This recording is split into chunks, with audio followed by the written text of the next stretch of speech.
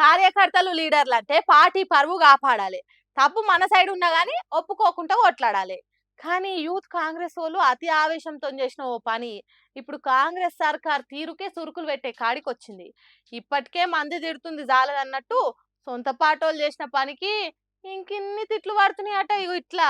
బండి భగీరథ్ మీద POCSO case పడి 8 రోజులైనా ఇంకా జాడ దొరకబడతలేరంటే మరి పోలీసోళ్ళని అనాలనా సర్కార్ని అనాలనా అసలు రాష్ట్రంలో ఏమవుతున్నది గవర్నమెంట్ ఏం చేస్తుంది అని అనుకుంటా సోషల్ మీడియా సొట్లు పెడుతుంటే తెలంగాణ యూత్ కాంగ్రెస్ వాళ్ళు చూడరు ఏం చేసిర్రు. సెంట్రల్ మినిస్టర్ కొడుకు మీద పోక్సో కేసు పడి పరారీలు ఉన్నాడు, బీజేపీ నుంచి ఏం యాక్షన్ లేదు అనుకుంటా రాసి పెట్టి హైటెక్ సిటీ కాడ ఓ ఫ్లెక్సీ కట్టిరు. ఇక ఈ ఫ్లెక్సీలనే ఆ తోవెంట పోయేటోలే కాకుండా ఇంటర్నెట్లో వైరల్ అయ్యే వరకలా చూసిన నెటిజనాలు అందరూ తలో తీరు కామెంట్ చేస్తున్నారు. ఓరి నాయన పట్టుకోవాల్సింది జాడ దొరకబట్టి అరెస్ట్ చేయవలసింది మీ కాంగ్రెస్ సర్కారే. హోంశాఖ కూడా మీ ప్రియతమ నేత రేవంత్ రెడ్డి తానే ఉన్నది. చెప్పుకుంటే సిగ్గుపోతుంది, మందిలో పతారా పల్సగా అవుతుంది అనుకునేది పోయి ఇట్లా పైసలు పెట్టి మరీ ఫ్లెక్సీలు వేయించి ఇజ్జత్ తీసుకుంటారుగా అని అనుకుంటే ఈ ఫ్లెక్సీ వీడియోని షేర్ చేస్తారు కొందరు.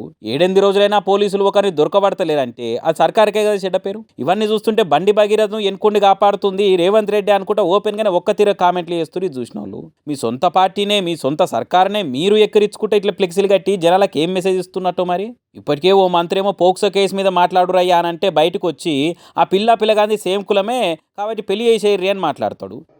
అమ్మాయి కూడా సేమ్ ఆ కులానికి సంబంధించిన అమ్మాయి కాబట్టి ఇక్కడ ఎవరు కూడా రాజకీయం చేసే ఆలోచన లేరు.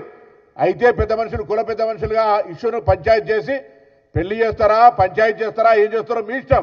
అట ఇంకా అందరు అచ్చింతలేస్తారు కదా అని పీసీసీ చీఫ్ బయటకు వచ్చి అది ఆ మంత్రి వ్యక్తిగత అభిప్రాయము, దానికి పార్టీకి ఏం సంబంధం లేదు అని చెప్తాడు. ఇంకో దిక్కు యూత్ కాంగ్రెస్ ఏమో ఇసొంటి ఫ్లెక్సీలు కట్టి పార్టీని ఇంకిన్ని పంచాలకు గుంచుతారు. మీరేందో మీ విధానాలు ఏందో ఎవ్వరికి అర్థం కావుగా అని అనుకుంటా మీమ్స్ వేస్తారు. నిత్య హస్తం పార్టీ ఆగం కథలు చూస్తున్న వాళ్ళు.